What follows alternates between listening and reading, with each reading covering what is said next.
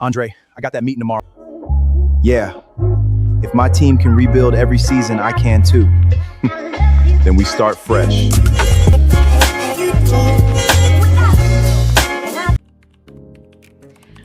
I created this realistic barbershop commercial using Minimax H3 inside OpenArt. Today, I'm showing you the actual production process, from character sheets and storyboarding to generating the scenes. Because when you're working with realistic people, barber tools, and hand movements, the planning matters before you spend your credits.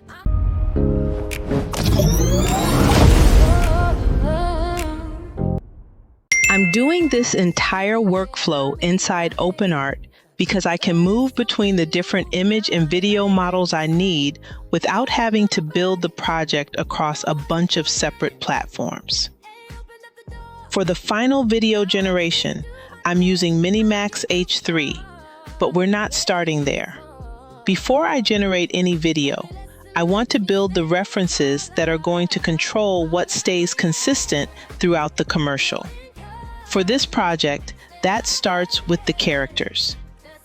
The first thing I created was my character references.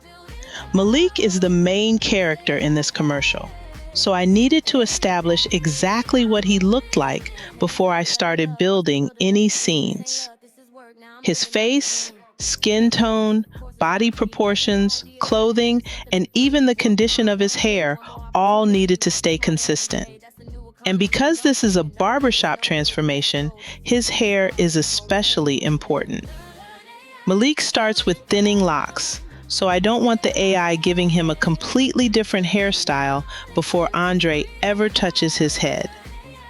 I did the same thing for Andre, our barber, and then created references for the supporting characters you'll see throughout the shop.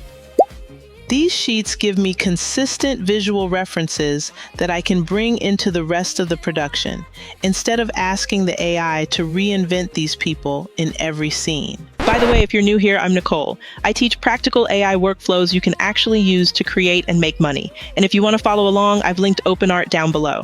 Now, let's keep building. Once my characters were established, I created the environment. I built the exterior and the key areas inside Crown and Steel that I knew I would need for the story. Creating these references ahead of time gives the image and video models a consistent location to work from, instead of having the barbershop change from scene to scene.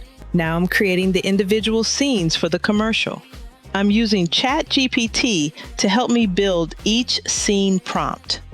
I'm describing what needs to happen in the shot, which characters need to be there, the environment, camera framing, and the details that need to stay consistent.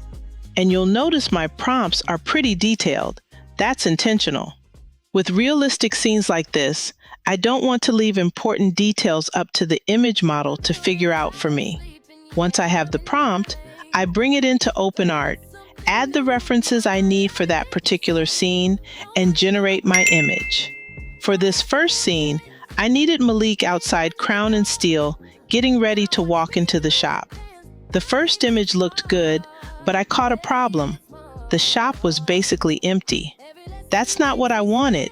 This is supposed to feel like an active barbershop, and I already created the other barbers and clients for that reason. So I went back, updated the prompt to include the characters that needed to be visible and working inside the shop, and generated the scene again. This version gave me what I actually needed. Malik is still the focus, but now Crown and Steel feels like a real working barbershop. And that's the image I'm going to use for this scene. Now that I have my starting image, I'm ready to turn this scene into video. I'm switching over to the video section inside OpenArt and selecting Minimax H3. I'm using my finished image as the starting frame, and now I need to tell H3 what I actually want to happen in the scene. For the video prompt, I'm describing the movement, the character's actions, the camera behavior, and any dialogue or background activity I want happening during the shot. Once everything is set, I'll generate the video and let's see what H3 gives us.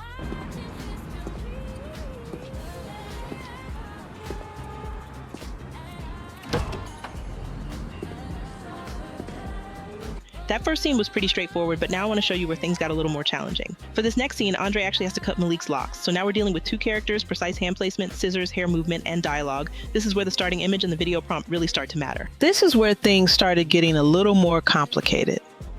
For this scene, I need Andre to actually cut Malik's locks.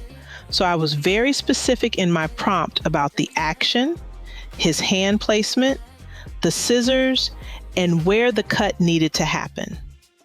I created my starting image, and at first glance, it looked pretty good. But this is something I want you to pay attention to. When you're creating an image that you're going to animate, it can't just look good as a still. It also has to give the video model a believable starting position for the movement you're asking it to perform. I brought the image into Minimax H3, added my video prompt with the movement and dialogue, and generated the scene. And this is what happened. You sure you ready? Yeah. If my team can rebuild every season, I can too. Then we start fresh. And that's where I ran into a problem. Instead of cutting the locks and leaving Malik's natural hair underneath, H3 removed an entire section of hair with it. So before giving up on the scene, I tried giving H3 more control over the action. I created a start frame showing Andre positioned to make the cut, and an end frame showing what Malik's hair should look like afterward. That gave H3 a clear beginning and ending point for the movement. Here's what it gave me.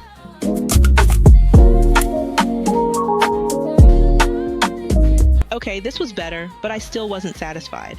I didn't want to spend the scene watching Andre cut one lod. I wanted to actually see the haircut progress. And remember, you don't have to force one AI model to do everything. H3 worked for my other scenes, but for this one, I switched models. For this scene, I switched over to Seedance 2.5.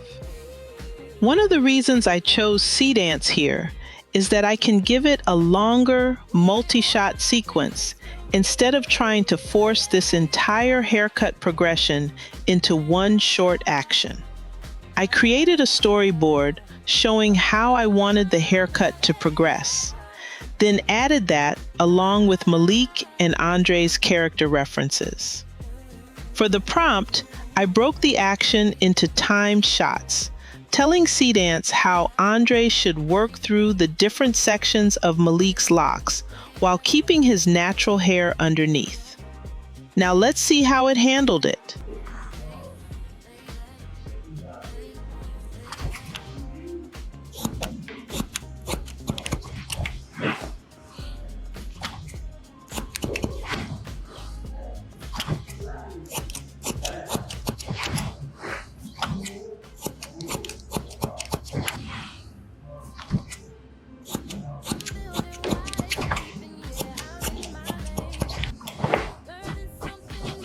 Now, it still didn't follow my cutting instructions perfectly.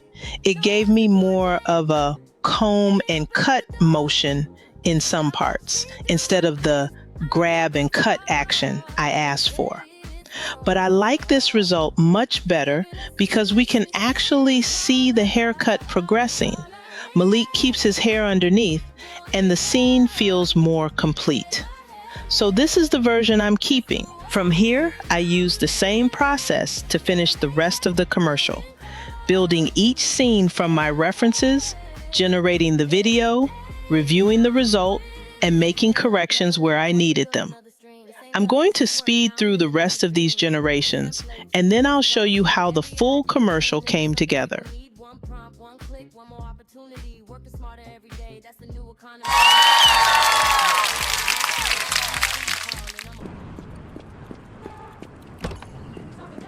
Andre, I got that meeting tomorrow. I think it's time to let these locks go. Say less. We'll clean it up and keep it natural. Man, my hairline been playing prevent defense. Not today.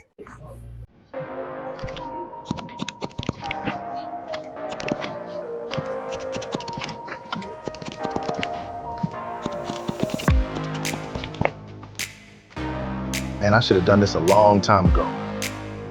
Wait till I get you right. I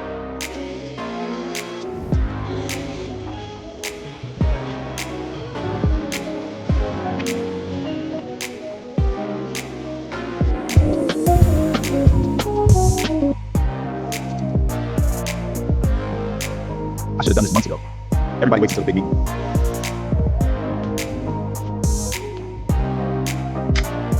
Appreciate you, bro. Anytime. And that's the finished commercial. The biggest takeaway I want you to have is that the model is only one part of the process. Your references, planning, and knowing when to change your approach can make a huge difference. If you want the prompts I used for this project, comment prompt below. And if you want to try this workflow yourself, I've linked OpenArt in the description. If this tutorial helped you, hit the like button, subscribe, and let me know what you want to see me create next. I'll see you in the next one.